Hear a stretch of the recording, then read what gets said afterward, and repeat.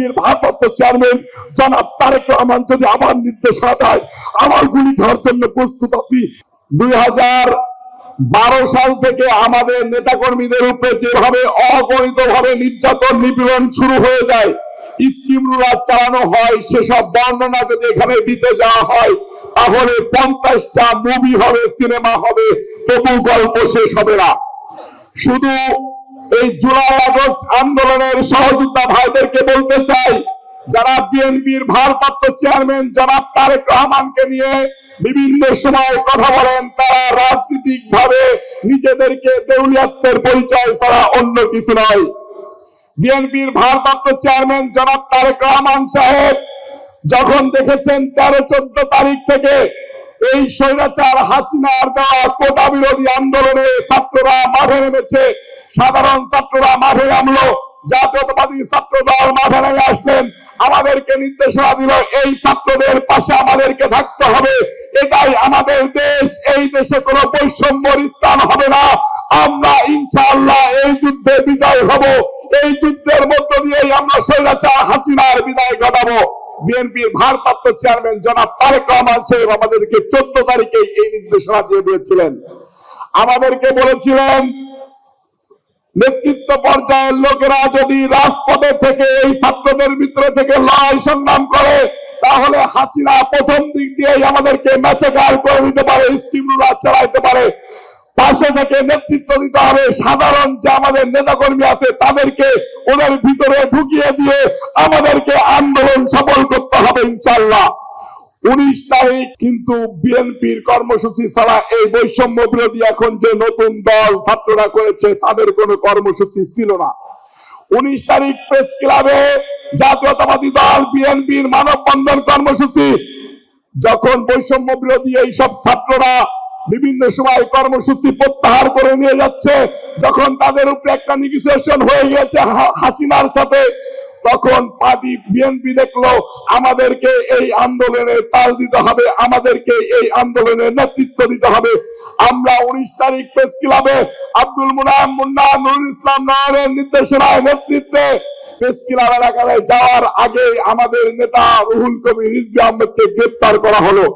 গ্রেপ্তার করে আমাদের নেতা কর্মীদেরকে অবিচারে গুলি করা শুরু হলো, যেখানে পাচ্ছে সেখানে গুলি করতেছে। আমরা পুলিশের পাহারায় যে রাস্তাগুলা ছিল এই রাস্তাকে প্রতিরোধ করে তুললাম।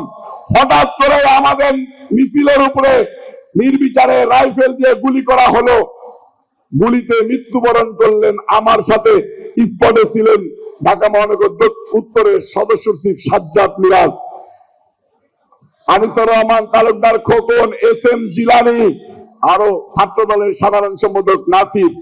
আমি আর নাসির যখন ব্যারিকেড বেঁধে দিয়েছি, পুলিশ হাত উঁচু করে পিছন ধরতেছে, ঠিক একই মুহূর্তে উপর থেকে আমাদের উপরে রাইফেল দিয়ে গুলি করা হলো।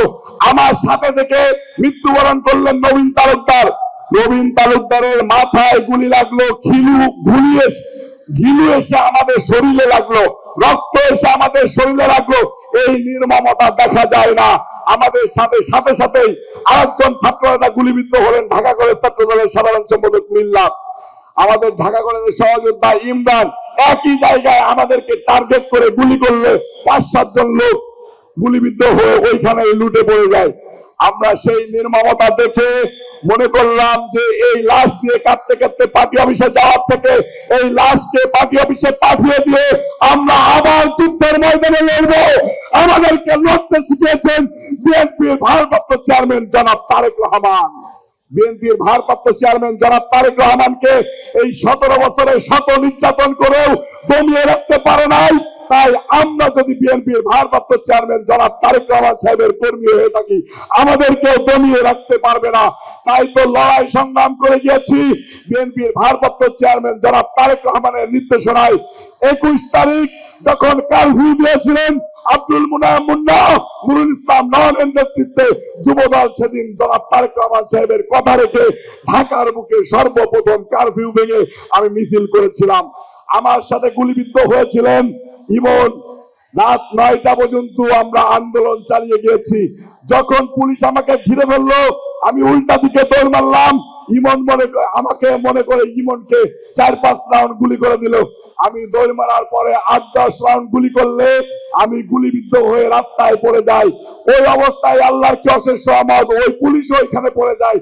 আমাকে আমার 2 জন সহযোদ্ধা রাস্তায় দেখে কোন রকম ভ্যানে করে নিয়ে তাদের বাড়িতে রাখে। 7 দিন পরে ইনশাআল্লাহ ওই গুলিবিদ্ধ অবস্থায় খুঁড়াইতে এই মৎস্য ভবন থেকে শাহবাগ মোড় সকাল 9টা বাজে আজকের এই 4 তারিখ ঢাকা মহানগর দক্ষিণ যুবদল দখল নিয়েছিল। সেদিন কিন্তু আমরা এই 90 দল এনসিপি বলেন আর কোন লুকিয়ে থাকা গুপ্ত সংগঠনকে বলেন শাহবাগ মোড়ে দেখি নাই। বিএনপির ভারপ্রাপ্ত চেয়ারম্যান জনাব তারেক রহমান আমাকে 3 তারিখে রাত্রে বলেছিলেন, নায়ক এই যুদ্ধ আমাদেরকে জিততেই হবে, কালকে শাহবাগ মোড় দখল নিতেই হবে। আমরা কিন্তু সকাল 9টা বাজে গিয়ে শাহবাগ মোড় দখল নিয়েছিলাম। আমরা কিন্তু রাত 9টা পর্যন্ত গণভবন মার্চ করে তেজগাঁ বন্ধু গিয়েছিলাম। 5 তারিখে ভোর 5টা বাজে ঢাকা মহানগর দক্ষিণ যুবদল রাজপথে এসে আবার সর্বপ্রথম শাহবাগ মোড় বাংলা মোড় দখল নিয়েছিল। আর যাদের একটা মিছিল নাই, যাদের একটা নেতা কর্মী গুলিবিদ্ধ হয় নাই, যাদের একটা নেতা কর্মী মৃত্যুবরণ করে নাই, তারা এখন বাংলাদেশে বড় বড় কথা বলে বাংলাদেশের স্বাধীনতা সার্বভৌমত্ব নিয়ে ষড়যন্ত্র করে। বিএনপির ভারপ্রাপ্ত চেয়ারম্যান জনাব তারেক রহমান যদি আবার নির্দেশনা দেয়, আমার গুলি খাওয়ার জন্য প্রস্তুত আছি, মৃত্যুর মুখোমুখি দাঁড়িয়ে যুদ্ধ করার জন্য প্রস্তুত আছি। সকল নেতৃবৃন্দকে ধন্যবাদ জানিয়ে আমি আমার বক্তব্য শেষ করতেছি।